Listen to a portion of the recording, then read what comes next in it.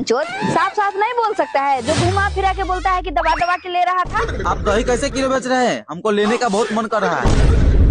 हम 100 रुपए किलो बेचते हैं, आपको कितना चाहिए बोलिए? अरे दुकान में तो 70 रुपए किलो देता है। 70 रुपए देगा नहीं, दुकान में पाउडर वाला दूध का दही जमा के बेचता है, हम तो अपना दूध का दही बेचते हैं, तो 100 रुपए देंगे नहीं? एक पाव दे दीजिए। एक पाव तो आप अकेले खा जाइएगा, और आपकी बीवी क्या खाएगी?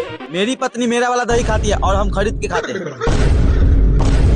तुम अपना पत्नी को तुम अपना वाला दही खिलाता है तो अभी तक एक बच्चा क्यों नहीं हुआ है? एक पौवा तो ले रहा है, एक पौवा आग लो, आधा किलो खा के ऐसा लौड़ा मरना कि 9 महीना तो छोड़ 3 महीना में बाहर निकल जाएगा।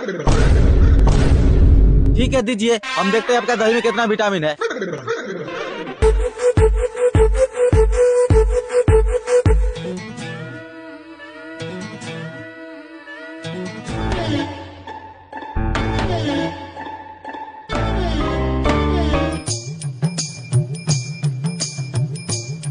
दही ले ला दही।